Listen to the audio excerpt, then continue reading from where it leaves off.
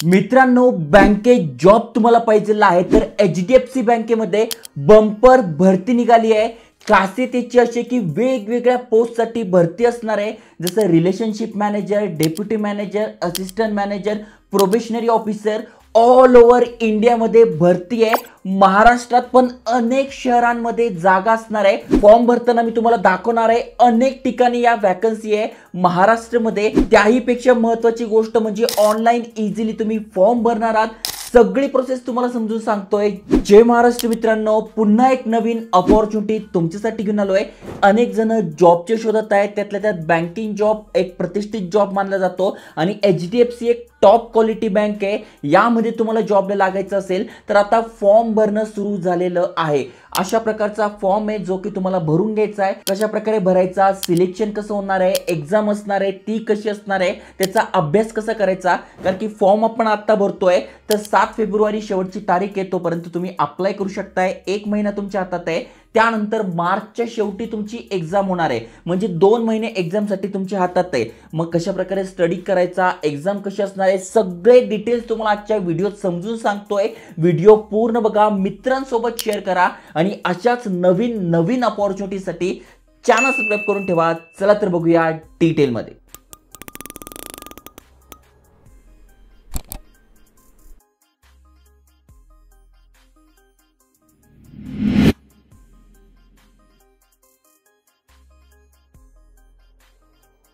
तर मित्रांनो, तुम्ही स्क्रीनवर बघू शकताय HDFC बँकेतर्फे 7 फेब्रुवारी 2025 ही शेवटची तारीख आहे अप्लाय करण्यासाठी प्रोबेशनरी ऑफिसर आणि रिलेशनशिप मॅनेजर या पोस्टसाठी। ओके, चांगली पोस्ट इथे असणार आहे। जसं की तुम्ही खाली स्क्रोल केल्यानंतर तुम्हाला सगळे डिटेल्स इथे बघायला मिळेल।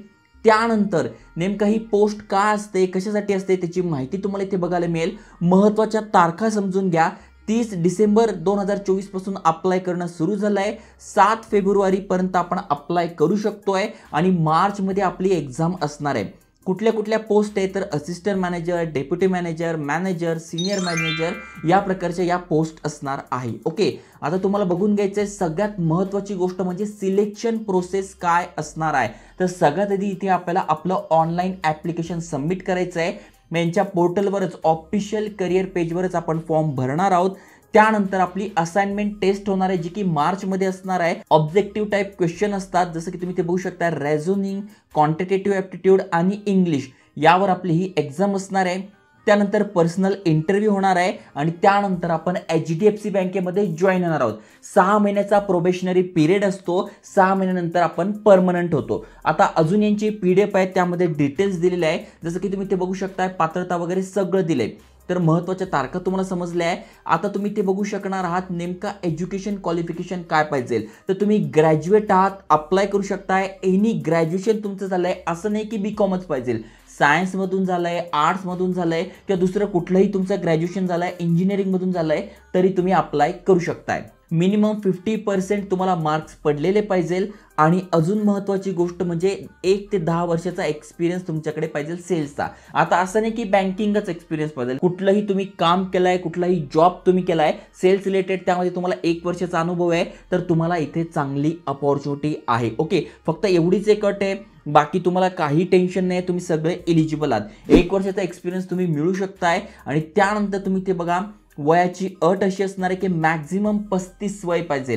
35 पेक्षा तुम्ही लहान आहात, 18 ते 35 मध्ये अप्लाय करू शकताय। ओके, जसं मी तुम्हाला सांगितलं 6 महिन्याचा प्रोबेशनरी पिरियड आहे। त्यानंतर तुमचं काम चांगलं असेल तर तुम्ही ते परमनंट होता। कुठलंही सर्व्हिस ॲग्रीमेंट नाही आहे, ही एक चांगली गोष्ट आहे। एनिवेअर इंडियामध्ये तुम्ही अप्लाय करू शकताय। त्यानंतर इथे बघा पॅकेज किती मिळतं, तर 3 ते 12 लाख रुपयांचं पॅकेज मिळतं। जसं की तुमचा एक्सपिरियन्स काय किंवा तुमचं काम काय त्यानुसार तुमचं इथे पॅकेज वाढत जातं।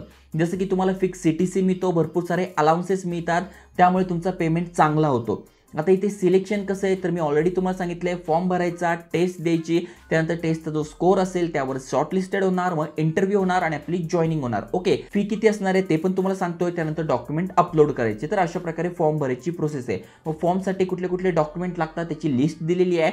त्यानंतर फी इथे असणार आहे 479 रुपये सगळ्यांसाठी। ओके, एनी कास्ट सगळ्यांसाठी 479 रुपये ही फी पे करू शकताय। ओके, मग UPI झालं, नेट बँकिंग, डेबिट कार्डद्वारे तुम्ही हे करू शकताय। त्यानंतर अप्लाय कसं करायचं तर तुम्ही ते बघू शकताय. प्रोबेशनरी ऑफिसर प्रोग्राम यासाठी अप्लाय करण्यासाठी IBPS ची ऑफिशियल वेबसाईट आहे, यावर आपल्याला जायचं आहे. तर अप्लाय नाऊ यावर क्लिक करायचं आहे. यावर क्लिक केल्यानंतर बघा सगळी माहिती आपल्या समोर ओपन झाली आहे. 7 फेब्रुवारीपर्यंत अप्लाय करू शकतोय. त्यानंतर एक्झाम कशी होणार आहे, त्यानंतर फी पेमेंट कसं करायचं आहे. आता IBPS वर आपण ऑलरेडी व्हिडिओज टाकले. जेवढ्या पण बँकिंग एक्झाम असतात त्या IBPS ऑनलाईन या वेबसाईटवरूनच होत असतात अप्लाय करणं. मग त्यासाठी ऑलरेडी तुमचं अकाउंट असेल तर तुम्हाला काय करायचं आहे, इथे तुमचा रजिस्ट्रेशन नंबर, पासवर्ड इथे टाकून कॅप्चा टाकून सबमिट करायचा आहे. नसेल तर तुम्हाला न्यू रजिस्ट्रेशन यावर क्लिक करायचं आहे आणि टोटल इथे बघा basic form 1 number, 2 number, 3 number, 4 number, 5 number, 6 number हे 6 पानी फॉर्म आहे तो भरून घ्यायचा आहे. बेसिक इन्फो मध्ये तुमचं नाव, आडनाव, तुमचा ॲड्रेस, त्याच्यानंतर ईमेल ॲड्रेस वगैरे सगळी माहिती येते. त्याच्यानंतर फोटो सिग्नेचरमध्ये तुम्हाला तुमचा फोटो सिग्नेचर हे इथे अपलोड करायचे आहे. डिटेल्समध्ये तुमचं शिक्षण काय झालं आहे, मग ग्रॅज्युएशन झालं आहे, सायन्स झालं आहे की BA झालं आहे, जे पण झालं आहे ते टाकून घ्यायचं आहे. प्रिव्ह्यू करून घ्यायचा आहे. फॉर्म चेक करून तुमचे डॉक्युमेंट अपलोड करून पेमेंट करायचं आहे. 479 रुपये पेमेंट आहे. ते झाल्यानंतर तुमचा फॉर्म सबमिट झालाय. ओके, तुम्हाला पाहिजे तर सगळी प्रोसेस इथे अप्लाय रजिस्ट्रेशन मध्ये दिली आहे. इथून पण वाचून तुम्ही फॉर्म भरू शकताय, फी पेमेंट करू शकताय. जेव्हा तुमची एक्झाम असेल तर तुम्हाला ईमेलवर कळवलं जाईल आणि तुम्ही पण इथे रिलेशनशिप मॅनेजरसाठी अप्लाय करू शकताय. अशा प्रकारे तुम्हाला फॉर्म भरायचा आहे, फी पेमेंट येईल ते करायचं आहे. त्यानंतर तुम्ही अप्लाय झालात, त्यानंतर तुमचं जेव्हा एक्झाम राहील त्याआधी तुम्हाला ईमेलवर ॲडमिट कार्ड मिळून जाईल. अभ्यासाची तयारी करा. प्रॉडक्टमध्ये मी तुम्हाला बुक्स टाकून देईल, तिथून तुम्ही इझिली स्टडी करू शकता आणि HDFC बँकेमध्ये as a probationary officer, relationship manager तुम्ही जॉबला लागू शकताय. अशाच नवीन अपॉर्च्युनिटीसाठी चॅनल सबस्क्राईब करा. अप्लाय लिंक डिस्क्रिप्शनमध्ये टाकली आहे. जय हिंद, जय महाराष्ट्र.